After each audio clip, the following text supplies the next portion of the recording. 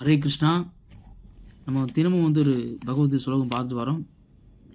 இன்றைக்கி பார்த்தீங்கன்னா பகவத்கீதை ஸ்லோகம் 20, 21, 22 மூணையும் சேர்த்து நம்ம பார்க்குறோம். ஸ்லோகம் அத்தியாயம் 1, ஸ்லோகம் 20.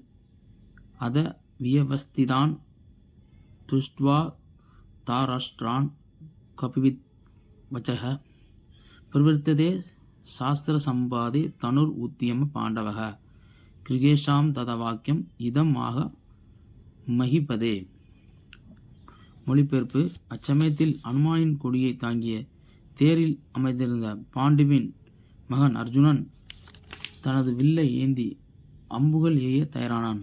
மன்னரே, அனுபவிக்கப்பட்ட படையில் திருராஷ்டிரரின் மைந்தர்களை கண்டவுடன் பகவான் ஸ்ரீ கிருஷ்ணனை நோக்கி அர்ஜுனன் பின்வருமாறு கூறினான். ஸ்லோகம் 21, 22. முதல்ல அர்ஜுனன் இங்கே பேசுகிறார். அர்ஜுனா உவாச சேனையோர் உபயோர் மத்திய ரதம் ஸ்தபாய மே சுதா யாவத் ஏதான் நிரிசேஷ கம் யோத்து காமான் அவஸ்திதான் கைர்மய சக யோத்தவ்யம் அஸ்மின் ரணசமுத்திமே. மொழிபெயர்ப்பு: அர்ஜுனன் கூறினான், வீழ்ச்சி அடையாதவரே, போர் புரியும் அவருடன் இங்கே கூடியுள்ளவர்களில் எவர்களோடு நான் இந்த மாபெரும் போரில் ஈடுபட வேண்டும் என்பதை பார்க்கும்படி தயவு செய்து எனது ரதத்தை இரு சேனைக்கு மத்தியில் நிறுத்தவும். ஹரே கிருஷ்ணா. அதாவது இதில் கிருஷ்ணருக்கு வீழ்ச்சி அடையாதவர் அப்படின்னு ஒரு பேரில் அர்ஜுனன் கிருஷ்ணர் அழைக்கிறார். வீழ்ச்சி அடையாதவரே அச்சுதா அப்படின்னு சொல்லி கிருஷ்ணரை அர்ஜுனுக்கு கூறுகிறார். மேலும் என்ன சொல்கிறார்? போருக்கு தயாராகி நீங்கள் யார் யார் இருக்கணும் பார்க்கணும் ஆர்வத்தில் தேரை நீங்கள் 2 பேருக்கு நடுவில் 2 சேனைக்கு நடுவில் நிறுத்துங்க அப்படின்னு சொல்கிறார். அது யார் யார் எப்படி படைகள் அமைஞ்சிருக்கு, முன்னாடி எந்த படம் நிற்கிறாங்க, எந்த வீரர்கள் நிற்கிறாங்க அப்படிங்கிற ஆர்வத்தோடு அர்ஜுனன் கிருஷ்ணர்கிட்ட சொல்கிறார். பகவான் ஸ்ரீ கிருஷ்ணர் பார்த்தீங்கன்னா இந்த மூலங்களையும் 14 படைத்து காத்து அழித்து எல்லா விதமான ஆளுநராக இருந்து இந்த உலகத்தையே அவர் ஆட்டி படைக்க நினைச்சார். ஆனால் தனது பக்தருக்காக அவர் தேரோட்டியாக அங்கே வருகிறார். அதான் அச்சுதா அப்படிங்கிற பேரோட வீழ்ச்சி அடையாதவரே அப்படின்னு சொல்லி அர்ஜுனன் இங்கே கிருஷ்ணர் கூறுறார். அதாவது பகவான் எதில் வீழ்ச்சி அடைய மாட்டார்னா, எந்த ஒரு ஆத்மாவும் ஒரு உயிர்வாளியும் பகவானிடம் அன்பு செலுத்தினால் அதுக்கு திரும்ப பகவான் கண்டிப்பாக அன்பு செலுத்துவார், நிச்சயமாக. அதில் அவர் என்றைக்குமே தோற்றதே இல்லை. ஏன்னா எப்படி ஒரு அம்மா அப்பா ஒரு அம்மா குழந்தைகிட்ட அன்பு செலுத்தணும்னு யாரும் சொல்ல வேண்டிய அவசியம் இல்லை. இயல்பாகவே அவங்க அந்த குழந்தைய விட அம்மாவுக்கு 100 மடங்கு 1000 மடங்கு அந்த குழந்தை மேலே அன்பு இருக்கும்.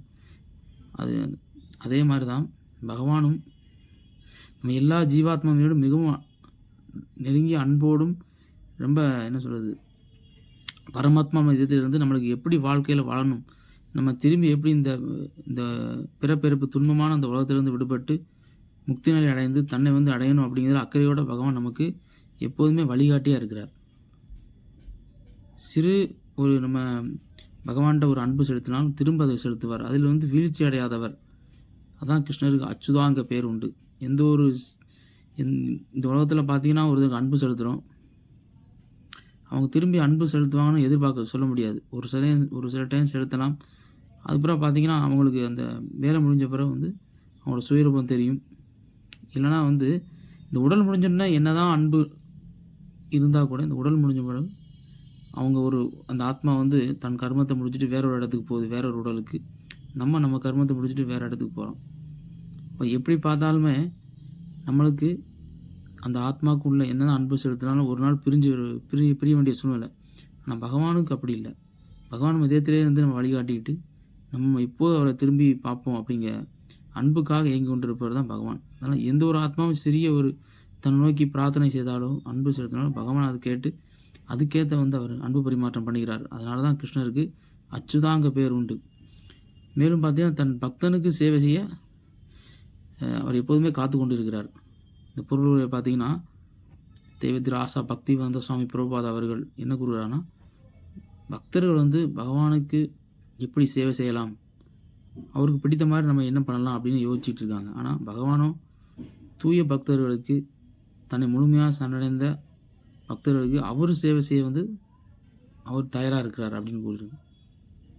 பகவான் வந்து பக்தருக்கு சேவை செய்ய வந்து அவர் யோசிக்கிறார். எப்படி என் பக்தனுக்கு வந்து நம்ம ஆனந்தத்தை கொடுக்குது அப்படின்னு. கிருஷ்ணர் 5000 வருஷத்துக்கு முன்னாடி பார்த்தீங்கன்னா, இந்த பூலோகத்தில் விருந்தாவனத்தில் தோன்றும் போது அவர் யசோத மாதாவுக்கும் நந்த மகாராஜுக்கும் குழந்தையாக அங்கே வருகிறார். இந்த உலகத்தில் அவதரிக்கும் போது இப்போ பார்த்தீங்கன்னா, அவரோட தந்தை நந்த மகாராஜா வந்து அந்த மரத்தாலான அவர் போட்டிருக்க செப்பலை வந்து தூக்கிட்டு வர முடியுமான்னு கேட்குறாரு கிருஷ்ணர்கிட்ட. அப்போ நான் இப்போ தூக்கிட்டு வரேன் அப்படின்னு சொல்லி தன் தலை மேலே வச்சு கிருஷ்ணன் என்ன பண்ணுறாரு, அப்படி 2 கையில் தலை மேலே வச்சு பகவான் வந்து யசோதா மாதாட்ட கொண்டாந்து கொடுக்குறாங்க. அவங்க வந்து ரசிக்கிறாங்க. தன் குழந்தை வந்து நம்மளோட செருப்பை வந்து அவருக்கு தூக்கிட்டு வந்து கொடுக்குறாரு. அவர் கஷ்டப்பட்டு தூக்குற மாதிரி தூக்குவார். அதே கிருஷ்ணர் தான் கோவர்த்த மலையை தன்னை சுண்டு வரலாக தூக்கி அதை வந்து ஈஸியாக ஒரு மழை காலத்தில் எப்படி நம்ம குடை பிடித்த மாதிரி ஈஸியாக வந்து பகவான் பிடித்து அந்த விருந்தாவன வாசிகள்லாம் காப்பாற்றினார். ஆனால் அந்த சின்ன ஒரு செருப்பை பகவான் தூக்குறதுக்கு பார்த்தீங்கன்னா, இப்போ ஏதோ பெரிய மலையை தூக்குற மாதிரி கஷ்டப்படுற மாதிரி தூக்கிட்டு வந்து அவன் கையில் கொடுப்பார். இப்போ வந்து தன்னோட பக்தருக்கு அவர் சேவை செய்ததில் அவர் ஆனந்தம் அடைகிறார். பக்தர்களும் பகவானுக்கு சந்தோஷம் கொடுக்கணும், எப்படி அவரை திருப்திப்படுத்தணுங்கிறதுல வந்து எப்போதும் அதை பற்றியே யோசிச்சுட்டு இருக்காங்க. இந்த மாதிரி பக்தருக்கும் பகவானுக்கும் உள்ள போட்டி எப்போதுமே இருந்துகிட்டே இருக்குது. அதில் பகவான் பார்த்தீங்கன்னா, பக்தரை விட பகவான் தான் வந்து அந்த தாசான நிலையிலிருந்து அடியன்கிற நிலையிலிருந்து அவருக்கு நண்பராகவும், அர்ஜுனன் வந்து பக்தராகவும் இருப்பாருன்னா அவருக்கு தேரோட்டியாக வந்து பகவான் வர்றார். இதுதான் அந்த உலகத்தில் பார்த்தீங்கன்னா, ஒவ்வொருத்தங்களும் நம்ம எப்படி மேலே மேலே இந்த பௌதிகமான அந்த நம்ம பதவி அடையலாம், இல்லை மேலே போகலாம், தான் எஜமானம் ஆகலாம், நான் வந்து பாஸ் ஆகணும்னு நினைக்கிறாங்க. ஆனால் பகவான் வந்து உண்மையிலே அவர் தான் வந்து எல்லாத்துக்கும் எஜமானர். இருந்தால் கூட வந்து அதை விட்டு தன் பக்தனுக்காக கீழே இறங்கி வரார். அதுதான் அவருக்கு பகவானுக்கு ரொம்ப பிடிச்சதாக இருக்குது. அதான் கிருஷ்ணர் பார்த்தீங்கன்னா, எல்லா உயிர்களோடையும் கிருஷ்ணனோட நெருங்கிய உறவு வந்து இருக்குது. இப்போ மற்ற தெய்வங்களுக்கும் கிருஷ்ணருக்கும் என்ன வித்தியாசம்னா, மரியாதை கலந்த பக்தி தான் மற்ற கடவுள்கிட்ட வந்து செலுத்த முடியும். ஆனால் கிருஷ்ணர்கிட்ட பார்த்தீங்கன்னா,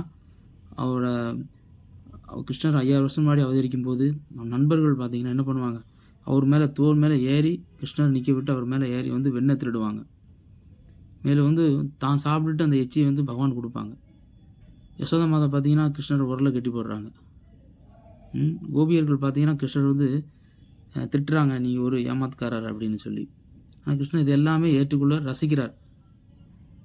இதுதான் பகவானோட ஒரு தெய்வீகமான, எந்த ஒரு கடவுள்கிட்ட இல்லாத ஒரு அற்புதமான குணம் என்னென்னா, பகவான் தன் பக்தருக்கு அடிமையாக அவருக்கு சேவை செய்கிறதையும், அந்த நான் ஒரு பெரிய கடவுள் எனக்கு மரியாதை கொடுக்கணும் அப்படிங்கிறது இல்லாமல் அவர் வந்து நட்பை தான் எதிர்பார்க்குறார், அன்பை தான் எதிர்பார்க்குறார் பகவான்.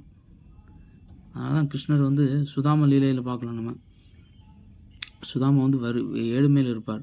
இப்போ அவர் பார்க்க வரும்போது அவரை வரவேற்று அவர் ஆசனத்தில் இருக்க வச்சு ருக்மிணி தேவியும் கிருஷ்ணர் என்ன பண்ணுவாங்க, அவர் பாதத்தில் அபிஷேகம் பண்ணி அவர் கொடுக்க வேண்டிய மரியாதையை கொடுத்து, அவர் பிராமணர் அப்படிங்கிற ஒரு இதில் இருக்கிறதுனால கொடுக்க வேண்டிய மரியாதை கொடுத்து அவர் பூஜை செய்து, மேலும் வந்து அவர் பழைய ஒரு துணிப்பையில் வந்து அவள் கொண்டு வந்திருப்பார்.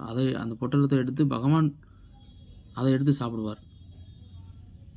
மாளிகையில் பெரிய பெரிய விதமான விருந்து இருந்தாலும் தன் நண்பர் கொண்டு வந்த தன் பக்தர் கொண்டு வந்தார் அப்படிங்கிறதுக்காக அதை எடுத்து சாப்பிடுவார். இந்த மாதிரி இதே மாதிரி சைத்தன்ய மகாபிரபு பகவான் வந்து 500 வருஷம் முன்னாடி இப்போ அவதரித்தார் மேற்கு வங்காளத்தில்.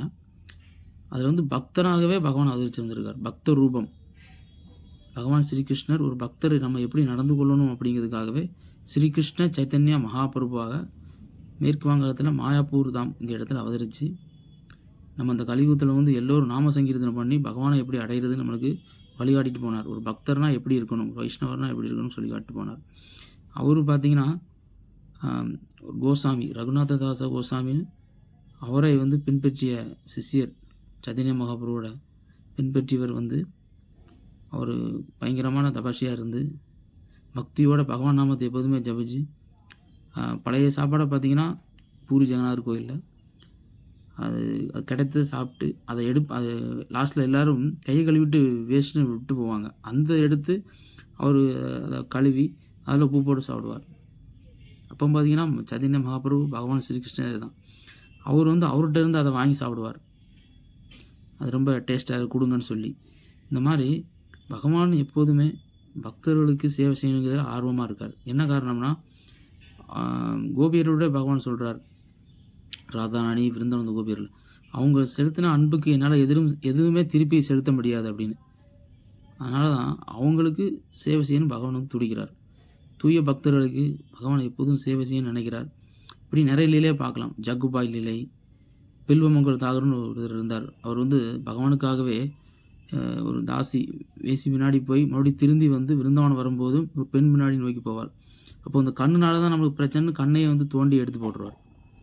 பகவான் வந்து ஒரு சிறிய ஒரு குழந்தையா வந்து அவர் என்ன பண்ணுவார், விருந்தாவன நிலையை தன்னோட நிலையை அவருக்கு சொல்லிக் கொடுப்பார். அவருக்கு இந்த விருந்தாவனத்தை சுற்றி காமிச்சு அந்த பில்வமங்கல் தாகர் அப்படிங்கிறதுக்கு அவரோட சமாதி இன்னும் விருந்தாவனத்தில் இருக்குது. அந்த மாதிரி பகவான் தன்னோட பக்தருக்கு சேவை செய்ய சேவனாக இருந்து அவருக்கு சேவை செய்வதில் அன்பு செலுத்துவதில் அவர் வீழ்ச்சி அடையாதவர் அப்படிங்கிறதுனால அவருக்கு அச்சுதாங்க பேர் வந்தது.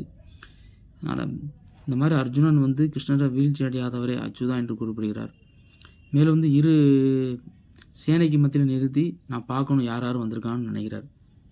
அதனால் பகவானுக்கு தான் வெற்றி, தன் பக்தருக்கு அவர் சேவை செய்ய இருக்கிறார். அதனால் பகவான் இருக்கிறதுனால அங்கே தான் வெற்றி அப்படிங்கிறது இந்த ஸ்லோகம் மூலமாக தெரிஞ்சுக்கலாம். நாளைக்கு நம்ம இன்னொரு ஸ்லோகத்தோடு சந்திக்கலாம். ஹரே கிருஷ்ணா.